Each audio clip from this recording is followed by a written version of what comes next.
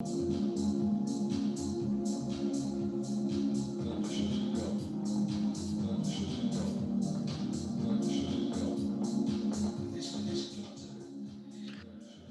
to Game Week 24. We are the premium FPL podcast at premium_FPL on Twitter. For those watching on YouTube, you'll finally found out what Mindy looks like. No more pixelation. A new webcam been delivered this week. He looks sparkling brand new. So yeah, we're going to dissect the upcoming double game weeks in 26, and then there's also going to be a blank in 29 due to the FA Cup conclusions that have been coming. We're recording Thursday, so there's still two more FA Cup games to be decided, but one of them is Chelsea, and we're kind of going to preempt that result, and then the Southampton Wolves one. But this is going to be a bumper podcast, hopefully help you guide you through the next few game weeks. Hello to Mindy. Hello. Yeah, I've got no clue about these bloody double game weeks. All those charts and stuff going around on Twitter mean fuck all to me. So I hope you I hope you've made a plan.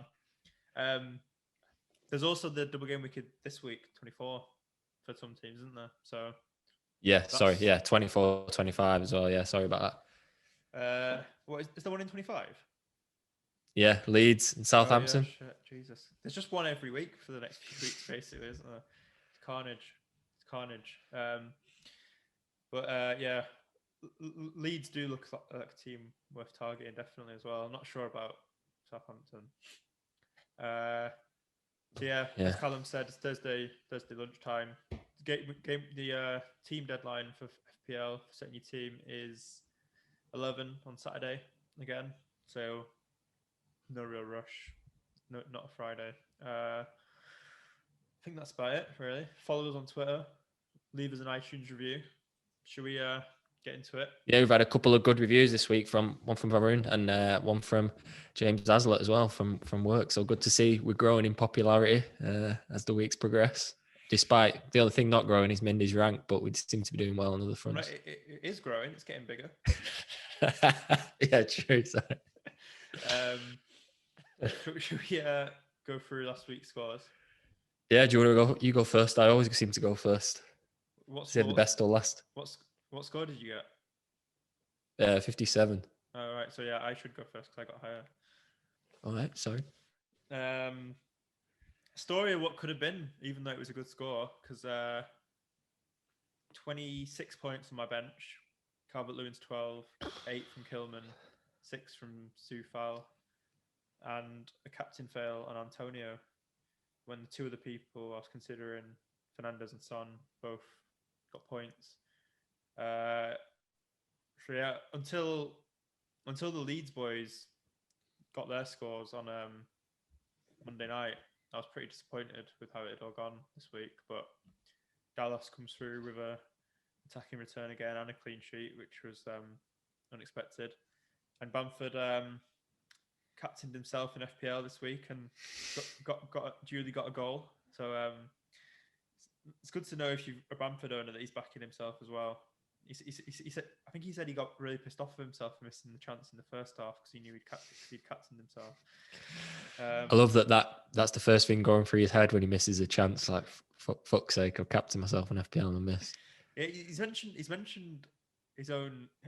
captaining himself twice in like 2 post-match interviews now, so he must do it quite often. And yeah, he's obviously a keen FPL player. We'll have to invite him on. Maybe one day. Let's get to 1,000 followers on Twitter and see if we can woo him on. What else do I need to mention? Annoyingly, like a minute before the deadline, I was toying with who to put first on my bench between Harvey Barnes and Calvert-Lewin, which would have made a big difference to my score. But yeah, a lot of people benched Calvert-Lewin this week, so I'm not overly miffed. And then, yeah, I guess the only other player to mention that people might not have from my team is Foden. So he came through with 16. He played amazing in that game. And, yeah, just about time he got some points. Was it me last week who said keep Foden? Was that me or was that someone else? I was going to keep him anyway. But, yeah, it's given Gundogan's got like 8 goals or 9 goals in the past 10 game weeks, I would have been better off having Gundogan over the past 5 or 6 overall. But good to get something from Foden before we start looking at wildcards and bench boosts. But yeah, we'll get into that later. Do you want to go through your team? Oh, hang on, I'll go for my rank first. So I went up about 40k places from 210 to 170. So I'm basically back where I was just after Christmas. So I've gone nowhere over the past 5 weeks. But hopefully I can get back on the green trail over these doubles if I can figure out what the fuck's going on. How fitting you've gone nowhere in the current climate of lockdown. It kind of feels a bit apt, doesn't it? Yeah, so I got 57 points, as I said. Like you, I also had a benching fail. I've got 19, 20, 22 points on the bench. That was through Calvert-Lewin. 12, obviously. Martinez, 9. I actually brought in Pope that week just because ahead of the double, and he had a kind of fixture on paper, but then Villa beat Arsenal and Burnley conceded to Brighton, so that was a transfer and a bench fail for me. Yeah, keeping the faith in Son. He delivered. Obviously, with Hazard came back. We'll touch on that later. Son and Kane together again. Without each other, they don't look great, do they? But then when they're together, it kind of hits form and they do well. His Son's assist to Kane last night in the FA Cup was unbelievable. Salah scored despite that loss. Fernandez's great goal. I think I was looking at the template for 10K and for the top 10K, and my team's quite similar now. So hopefully, like you say, over the next few weeks, try and make a few decisions, whether that's captaincy or transfers, that kind of gets me back into that 10K, because I've slipped out now. I'm into the lowly heights of 19,718. What a shame, Mindy. But yeah, a lot to come over the next few weeks. Hopefully we can start to rise again. Yeah, I think bench points is a bit of a theme at the moment, isn't it? Loads of people. Yeah. It's a tricky one because any other year my bench would be quite weak, and I'd advocate that. But even when I'm seeing points on my bench like this, I don't feel that bad, because I think it's the right strategy to have a strong bench this year.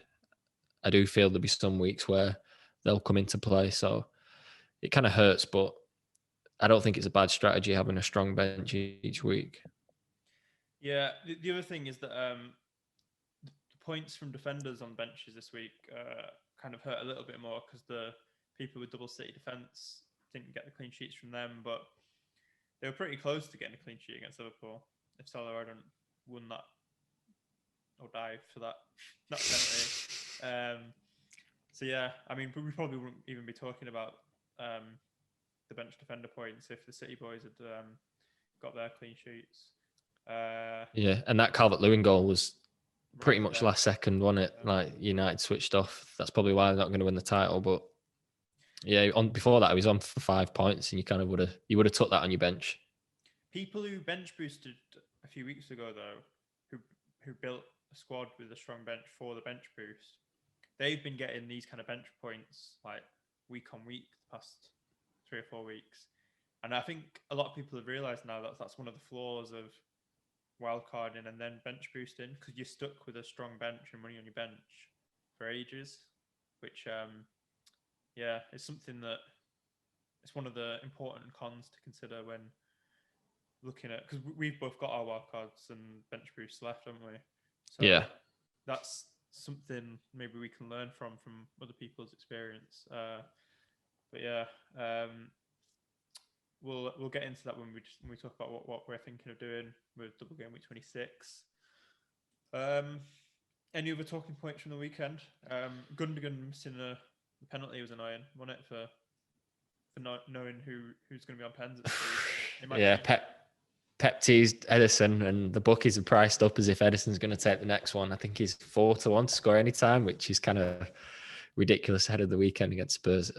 I think I would say it was going to be Gundogan again. That's the first one he's missed in a while, but who knows? Who knows? Even De Bruyne missed his last one, didn't he? Like City penalties, just like it's ridiculous. Need Aguero back ASAP. Even he missed a couple, hasn't he? Yeah, even he's not squeaky clean.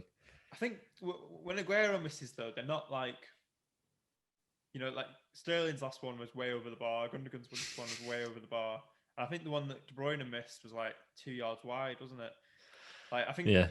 Aguero, at least it's always on target. So how would it actually work if Ederson's on pens? Like, would Walker or someone just go in goal for a few minutes and then swap back?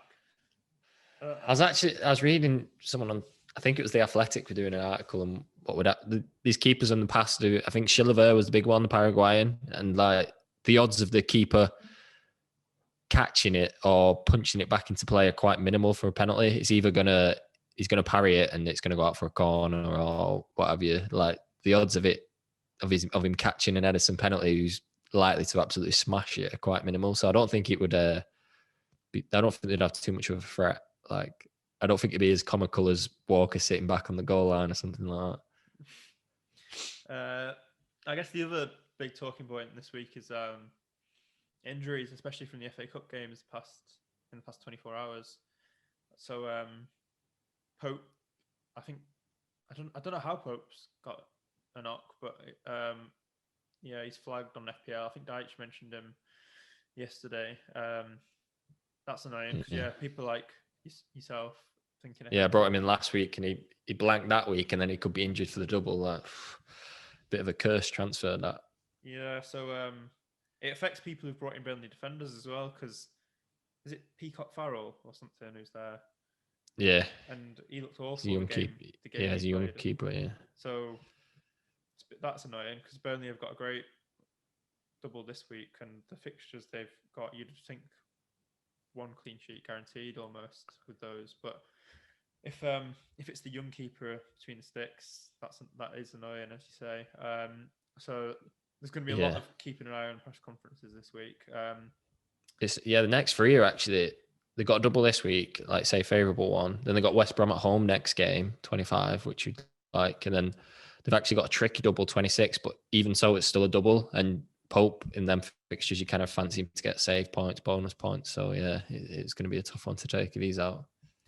And then Pep mentioned Diaz struggling yesterday, and I think you've got some information on what's wrong with Diaz, isn't it? Yeah, I think people are putting two together that he's possibly got the shits. Like he was saying he was ill, and then Pep got like pressed further as to what was actually wrong, and he started laughing. So I think that's the only assumption there. Yeah, you'd think that if it's just that you know, he strikes me as the kind of guy who'd play with a few tablets in him. Yeah, exactly. And it was so funny the weekend when he picked up Zinchenko on the floor behind the wall, just picked him up and moved him so he was in the right place. It was like a dad positioning his little kid for a picture or something, just like, oh, you move. And then last night, Calvert-Lewin, that's really annoying because he looked like the best striker to have for the. Dale, you're reeling off my 11 here. Keep going. So yeah, I think, did he go off holding his knee? I didn't watch the game yesterday. Yeah, his hamstring went, I think. Yeah, which is a bit of a concern. It's not something you come back from quite quickly. They were saying he was on the pitch celebrating at night, but after the game. But they're saying hamstring, like it's something that you can, if you live in your everyday life, you'd be fine. It's just when obviously elite sport, full on sprints, and that's when he'll start to feel it. So watch out for the press conference there. Yeah, and then there's Antonio, who potential hamstring. Like there's a picture going around of him before he asked to be subbed off at the weekend, and he's just like holding the back of his leg, like suggesting that it's hamstring. And the Twitter account, is it ex West Ham United employee? Like, and that account's usually got good info, usually spot on when it comes to stuff about West Ham. They were suggesting that, tight hamstring basically.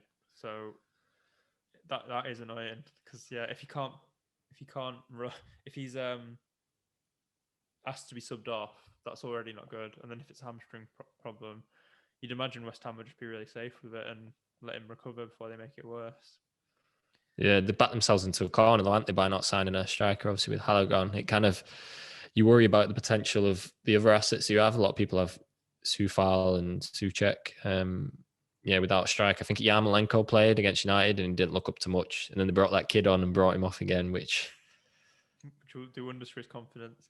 yeah. So what was I going to say? Oh, they've had some, not that it affects people's FPL teams, but like I think Balbuena and a couple of other defenders they've got have picked up injuries. So their defense is now looking really makeshift from the sounds of it. So yeah, they don't have a double either, do they? So it might be time to jump off them if Antonio's feeling it. Yeah, it's great timing all this after we went big on Moyes boys last week. Gave them a special segment in the running order, and then it all turns to Diaz, all turns to shit. Have you lined that one up, or have you just come up with that? That's I just thought of that one now. Wilson, there's a few hamstrings. So Callum Wilson hamstring. To be expected. It. Yeah, he's out for quite a while. I think they're even saying he might need surgery on it, which doesn't sound great. And then the other one, which kind of affects us this week, is Rodri getting injured. Because, yeah, as you were saying before we started, that might mean that Gundogan has to drop. Jeep has to go back into the double pivot rather than the box-to-box role he's been playing recently. Yeah, definitely. Yeah, Fernandinho was injured last night as well. And I think without Rodri and Fernandinho, Gundogan's probably the only one who can play that kind of role. So, yeah, it'd be interesting if they're both out. That kind of negates Gundogan's threat. That's what I think would happen anyway. I think it would negate that threat that he has there. Yeah, so I guess that segues us into what we're going to do because City have a double this week. Should we just move into that? So I was last week thinking one of my transfers would be, my two transfers would be one of the City defenders, because I've got two, one of them to a Burnley defender, and then having two City midfielders, Foden and Gundogan. But now I'm not as sure on that. One, I'm not sure I want a Burnley defender if Pope's injured. Two, Gundogan might not be playing in the position he's been getting all these points from. And three, I've got like injuries to sort out if Calvert-Lewin and Antonio are confirmed out in press conferences. So plans in pieces basically for this double. I don't really know what to make of it yet. I think if I was now going to get an extra City midfielder, it'd be Sterling.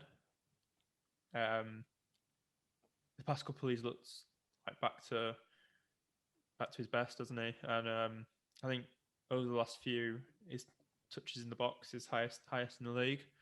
So I think he is probably the most explosive City option at the moment, like of the ones that are fit at the moment. So if you are thinking of who to captain this week and you can get Sterling, I probably would, especially if you're wildcarding and you can just get him out the week after.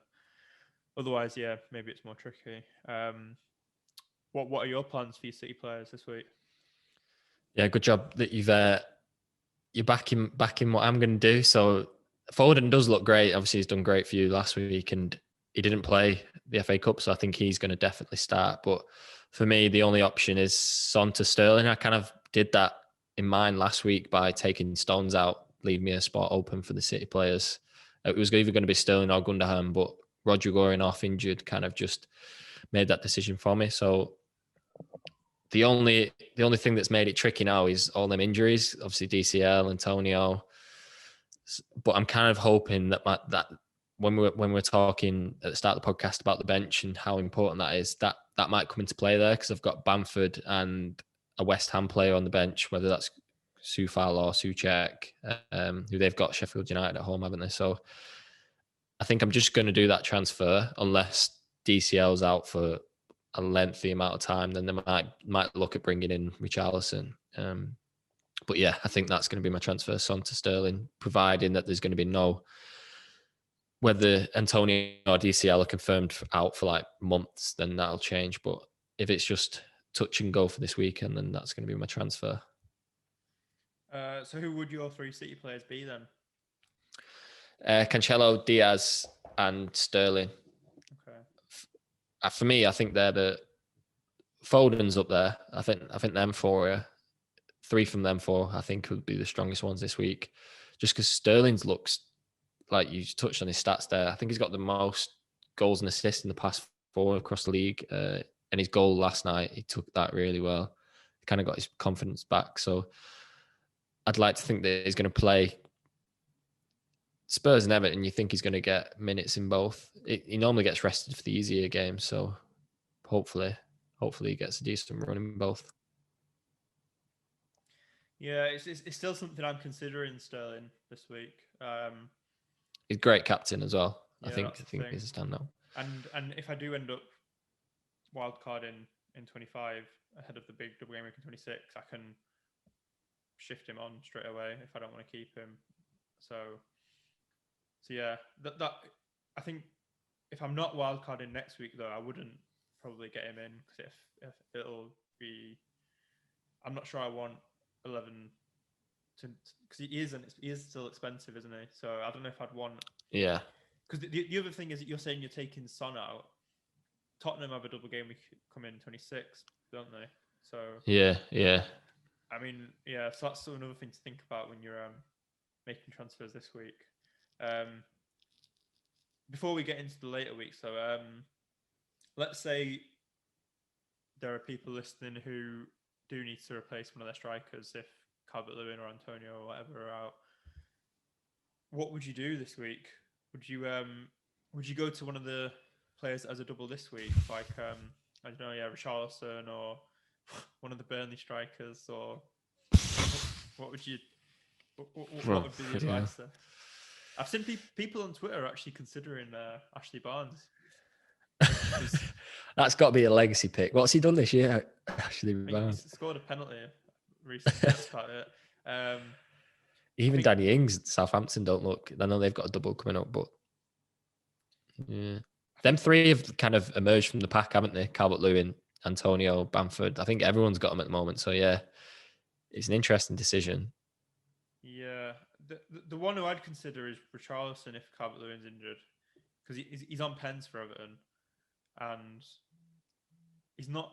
Sigurdsson's on. Oh, is he? Sigurdsson's on. Yeah, Sigurdsson took it last night. Yeah, okay. He's playing well, but Richarlison does take. Sigurdsson's not been playing much recently, but he's he hasn't been playing much like over the past 2 seasons, but recently he's looked really good, and he took the pen last night. Okay. He's very much been in Richarlison. That is, he's very much been in Calvert-Lewin's shadow, but he does have pedigree for points, so that might be something to look at if your bench can't cover you. It kind of depends how long these players are out for, doesn't it? Like if Calvert-Lewin and Antonio is just a 1 week thing, I might just leave them on the bench. But not everyone might have that luxury, depending on how strong your bench is. Is there anyone else who's worth talking about? I guess if you've not got Burnley defenders and Pope, if you've not got anyone from Burnley defence and Pope is actually fine, need to watch out for what Dyche says in his presser. Then having a Burnley defender for the fixtures Burnley have got coming up and the double they've got this week does look a great transfer, doesn't it? Yeah, and I saw a stat earlier that Pope, every time Burnley have kept a clean sheet, which they might not do, but every time they kept a clean sheet, he's got at least 1 bonus. So that puts you in good stead if Burnley do keep a clean sheet. Oh yeah, so actually, while we're before we move on, we both used our triple captain, but while we're here, like given we've just talked about how explosive Sterling could be over the next 2, would you what would you recommend people think about triple captain in Sterling or Gundogan or one of them in this double, or would you wait? I mean, the element of rotation still lingers. Tottenham, Everton. Like I say, I do fancy Sterling to play in both just because he's a key player. And if City kind of win them 2, it kind of that almost puts them on course for the title pretty much. So I think Pep will be quite keen to get the title under wraps quite soon. And the format he's in, he's probably undroppable. So potentially, the only other one that I've seen is with the emergence of doubles that we'll talk about is Tottenham in game week 26. I think they've got Burnley at home and then Villa, Fulham or Southampton at home. So that kind of Harry Kane, Heung-min Son territory. At least you know what you're going to get with them 2. They're going to play 90 minutes both games. So that would be that's the only other one that's striking out at me over the next three. Yeah, I think that's the one, isn't it? Now that Kane's back, like there's probably some appeal in holding out for one of Tottenham's doubles. Yeah, but then if someone's playing a chip that week, then they can't do that. So yeah, Sterling's not a bad shout. He's in great form.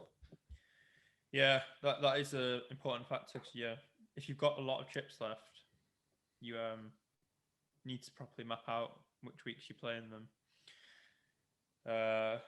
Shall we look at double game at 25? Yeah, so the double here is Southampton and Leeds, if I'm not mistaken. Yeah, just the one fixture. So Leeds have got Wolves, which isn't a tricky game anymore on paper, and Leeds perform the best away from home when teams open up. Like Wolves away is probably better for Leeds than Wolves at home on paper. You'd say, just because it's up to Wolves to open up a bit, whereas away got no chance. They don't like playing on their own pitch. Apparently, Bamford said, because of problems they've been having. They prefer playing away to be on a better pitch as well. They've had a new relay pitch, haven't they? That they got from Spurs. We talked about that. Yeah. Once it's in the head that they're not going to play well at home, it's almost a mental thing as well, isn't it? So they got Wolves away and then Southampton at home. Obviously, say the home form's not great, but Southampton probably the worst form team in the Prem, and they've got big injuries there. So Leeds is probably the team to target, and I'm looking to get Souček out for Rafinha that week. Rafinha's only 5.3, and he's playing unbelievable at the moment. That Palace, do you see that turn past K? Yeah. I know you don't get FPL points for that. They should have made an exception and awarded some. Unbelievable. Yeah, I wouldn't be surprised if Kale decides to retire in this season. Jack Harrison's flying as well. Whenever I seem to watch him, he scores, but I never see him in anyone's team. Yeah. He's got 95 points, 5.4. He's matching Dallas and only behind Bamford in that Leeds team. The reason I'd probably prefer Rafinha is that he seems to be on some corners and stuff as well. So he's got a bit more assist threat with set pieces. But yeah. How much is Harrison? So he's 5.4 and Rafinha's 5.3. So both great price there for that double. I mean, given that Rafinha's cheaper, I was going to say maybe there's no real rotation risk with Leeds either. Bielsa he doesn't seem to rotate much, does he? I think Rodrigo's injured, isn't he? Which he was one of the ones who used to come in and out and get 60 minutes and stuff. So he probably will have a more settled 11 over the next few, which is good. Southampton don't look great, do they? And they've got injuries and they couldn't see off a 9-man Newcastle at the weekend. But yeah, it's pretty damning. So I'm just going to mention Ben Krellin. Ben, he's the chap who does all the double game week planning and spreadsheets and stuff on Twitter. So if you've got no clue what's going on with all the fixtures over the next few weeks, I'd recommend his Twitter account. So on his chart, where he maps out what teams might have doubles coming soon, Southampton seem to have possibilities of doubles, as well as the confirmed one in 25. They might have one in 26, they might have one in 27, and they might have one in 28, which is bizarre. So even though they're not playing well, having a player or two from Southampton does look decent. Yeah. It's the same game though, isn't it? It's Tottenham and City, so they can only have 2 out of 3. But yeah. even so, that's 3 doubles. Yeah, but yeah, it's just the placement of that fixture. So for people who are bench boosting, having McCarthy might be a good option just because he's cheap and he'll get you. And who else? Vestergaard. He was popping up with a few headers at the start of the season. He's back in the team. And then McCarthy, if you're playing bench boost. That's what I just said. Oh, sorry, I switched off. Cheers, nice one. I was watching that table, and you've caught me out. I've managed to get away with it for 23 weeks. Ings might be. We were discussing strikers before. If you're looking to bring in a striker that you can just sit like if you're taking out Antonio or Dominic Calvert-Lewin this week, and you want someone who can just sit there and have lots of games coming up, Ings could be a good little set and forget for a bit. Yeah, I never like jumping on a team that's so out of form despite the doubles, but I kind of get that you get an extra fixture there. But yeah, I wouldn't be rushing to buy a Southampton player. Well, I mean, the last time they lost 9-0, they lost. I think they lost 1 or 2 games after, and then they started to get back to galvanized. Yeah. So yeah, I'm thinking the same thing might happen again because like Kyle Walker-Peters is back. I think they've got Romeo back. Vestergaard's come back. So the spine that they lost, which kind of is what meant United tore them to shreds, is back. I think. So I think it's just they just need to get a win and get back to how they were. And Ings, I think Ings is a great shout as someone different for the next few because not many people will have him, and he's got the pedigree. He doesn't need many chances to score. I think in the game 25 double, Leeds give up so many chances that even if they don't win, they could score a couple in that game. Southampton. Yeah. So yeah, that's something to think about with Southampton players. They've got so many games. It's just annoying that they're off form, as you say. And then it gets into the tricky period with double game at 26 because nothing's actually confirmed, is it? But there's no strong possibilities. I'm going to let you run through the strong possibilities for game 26 because this is where the spreadsheet blows my head. The spreadsheet goes over your head. Yeah, so as Mindy's touched on there, that spreadsheet, I'll just bring it up now. This is still from Ben Crellin's Twitter account. Neither of us are keen enough to be making our own spreadsheets. I don't think I've ever to do something as complex as that. So due to the FA Cup that's gone on this week, I think there's going to be an almighty set of doubles. There could be up to 8 extra fixtures, which will be 16 teams, and that'll leave only 3 fixtures in Game Week 29, so there's up to 7 doubles in 26, which is still 14 teams. So it's something that you want to attack. Quite a lot of them are confirmed already, and then there's 2 more tonight that obviously depend on the FA Cup with Chelsea, Barnsley, and then Southampton, Wolves. So there's 2 more fixtures that depend on them 2 there.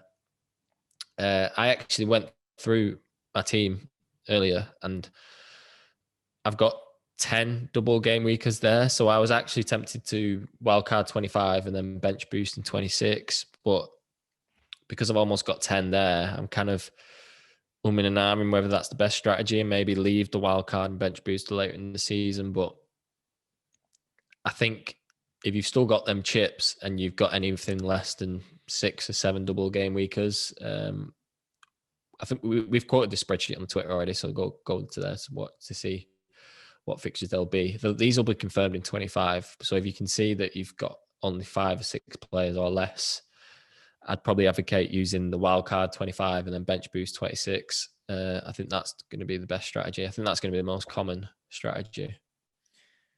The other thing to mention that makes it complicated is the blank in 29. So for people who've already used the free hit, you need to be thinking about with what you're doing, the transfers you're making. Are you going to have enough of a team to be able to put out 29? Whereas you and I have still both got our free hits, haven't we? Yeah. Good job you meant. Yeah. If you've got wild card and bench boost and no free hit, you're in a very tricky situation as to what to do. Yeah, I think you kind of just need to. I think Leeds definitely have a fixture in 29, don't they? So yeah, so the teams that definitely do are Leeds, Newcastle, Brighton, West Ham, and Arsenal. Yeah. So yeah, I think over the next few, like if you're wondering who to concentrate on your transfers, then you're in that position. Having 3 leads looks great because they've got this double this week. They're in good form. Like they just look like they can score against anyone, and they're definitely playing in 29. So yeah, it's stuff like that you need to look at. Like what players that are you bringing in? When do they double? When do they blank? And don't play yourself by taking out players you then might need later on if you're taking out a player who's got a double coming up or doesn't play in 29, etc. It's so confusing. This season is just bizarre. Like the way this is all. I think after 29 though, I think there's only potential for a couple more doubles with the way the schedule's worked out. Because obviously the FA Cup's down to the quarterfinals after that, so there's not many teams blanking. So I think if you can navigate through this period with your chips, even if you have none left after 29, I think you're in a very good position if you can get a decent score every week. Yeah, so I think, like what you were saying, my plan was to wildcard in 25,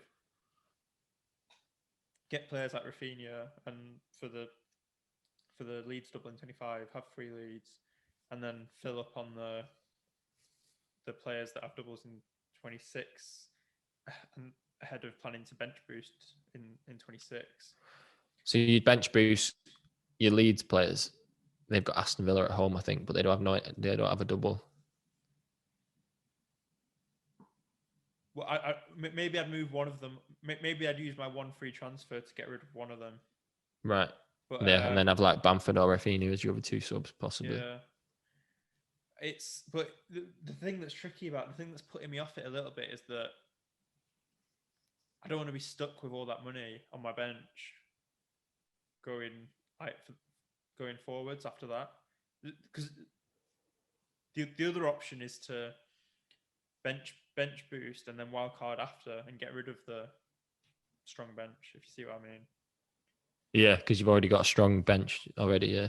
Well, I mean, my bench isn't that strong, but there are people with strong benches who are thinking, like, do I want to keep having all those points on my bench? And because come 26, like, you're gonna want Spurs players, and Kane, Son are expensive, and it can seem like it doesn't matter having money in your bench at the moment because KDB's out and Kane was out, but KDB will be back by then. You think he's already back training?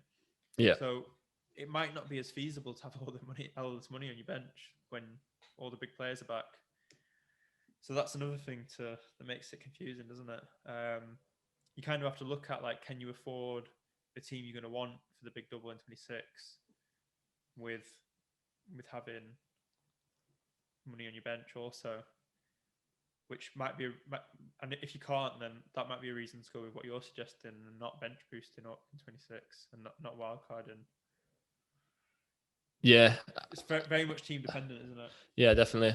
I was set on doing what you're doing, 25 and 26, but then because Leeds double in 25 and not in 26, I'll be wildcarding and then bench boosting a similar team to what I'd have anyway, because I'm going to get Rafinha in and I'd have Bamford in 25 and they'd be on my bench in 26. So that would be the same team as what I'd have anyway. So yeah, it's a tricky one.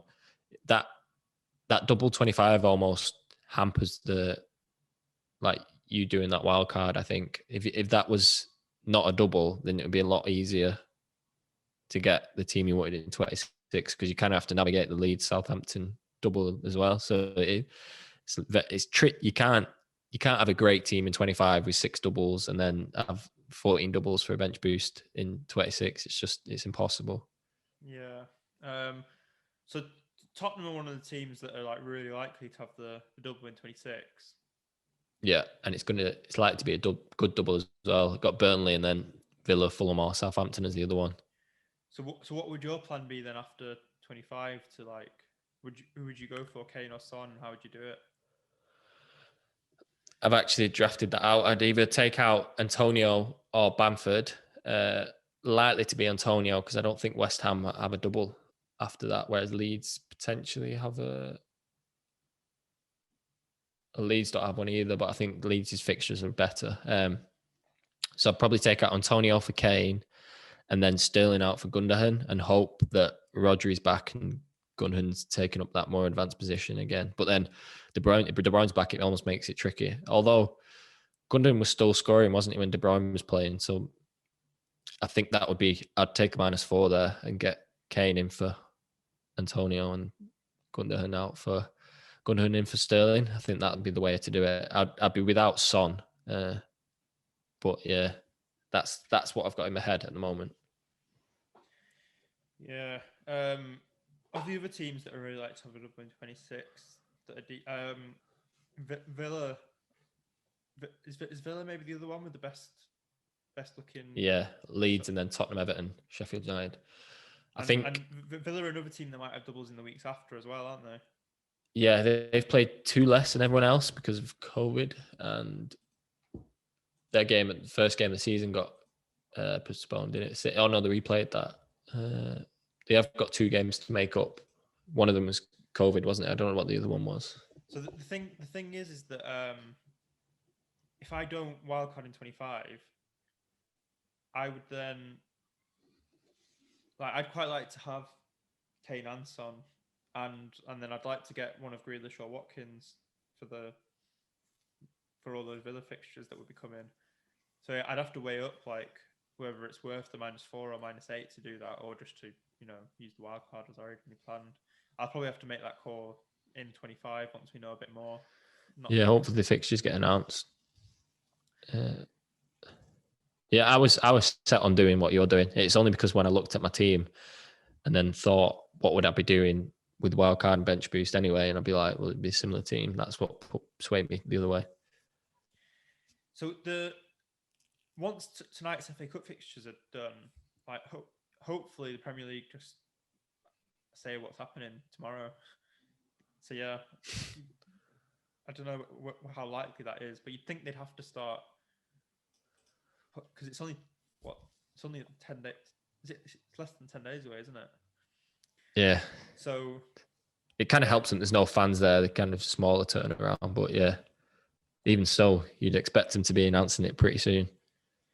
So yeah, I'd try and wait to see before you make your transfers what's going on in 26, and given how complicated it all is, you might want to just write out, get a little Google Doc, write out what you're planning to do for the next few weeks, because it's confusing with all the permutations. We've just waffled on for ages there about the doubles. And I bet people listening to it still as clear as when they started. There's some stuff though that get the Leeds players in. If Burnley on without Pope, get one of their defenders in this week. And Sterling over Gundogan if you've got an extra midfield spot. I'd probably say Sterling, Foden, Gundogan in that order. The only thing I'd say on that is there maybe a chance that Stones or someone could get put in defensive midfield? Because I've seen people saying, why would Pep move his most informed player who's got the most goal threat? Why would he move him? Yeah. It's just there is that option. I think he has tried playing Stones once before in holding midfield. I don't know. I can't remember how well he did, but yeah, no, there is a chance there, but I think the chances are in your favour that if Rodri's out, Gundogan will play the holding role. I'd say. I just think in my head Sterling would be a better captaincy this week, but I could be wrong. Like you say, Stones could play. Cancelo might play there because of how well he's been playing in that. He's been playing as an 8 anyway when they've been playing in possession. So you 99% confirmed then Sterling captain this week? Yeah, unless there's some big injury news. I think Guardiola confirming that Rodri's out will help cement that. I think if Rodri's playing, then Gundogan back on the top, I think. Right. Yeah. It'll either be Sterling or Gundogan for me. Well, I mean, there's part of me that thinks I could just put it on Foden, given that he didn't play last night. But he's definitely going to play the Tottenham game. Yeah. It's just that he's probably the most risky option of the lot, isn't he, Foden? But he's probably got the highest, he's got a quite high ceiling, as he showed against Liverpool.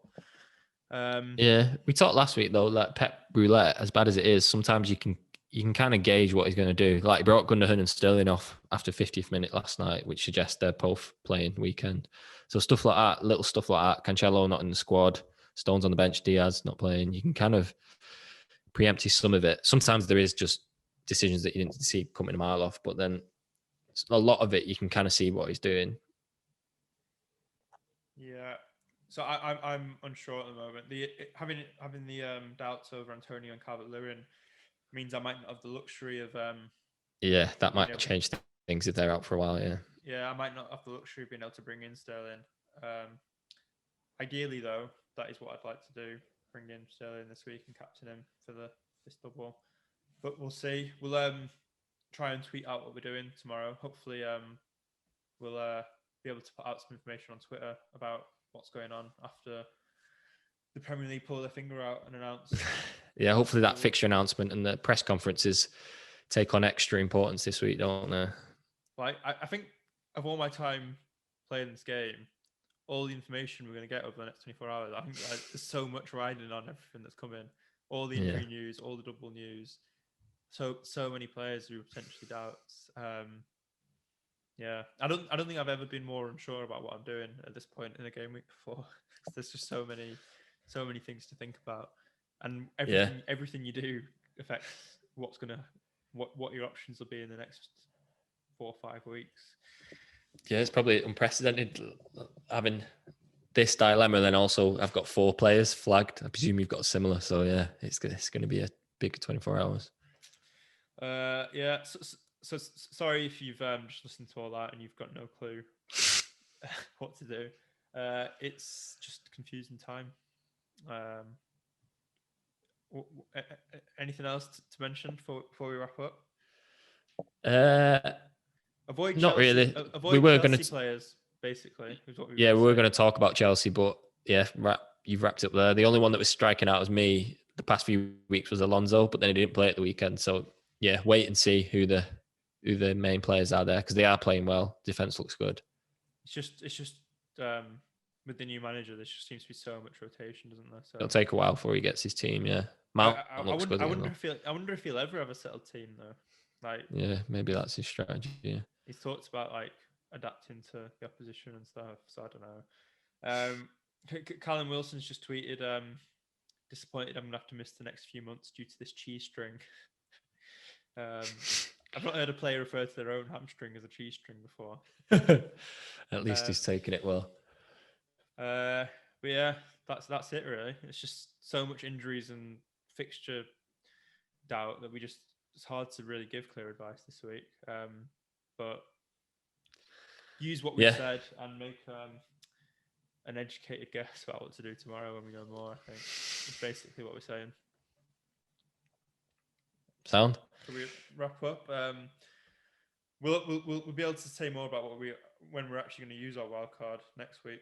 We'll definitely have all the if you're playing yours, it'd be a nice little Mindy wildcard edition, because I don't think I'll be playing mine unless the injuries are big ones. Then might change. Cool. Right. Well, we'll wrap up for this week. Hopefully, you can get some sort of team out this week with all the injuries, and see you next week. We'll see you on the other side.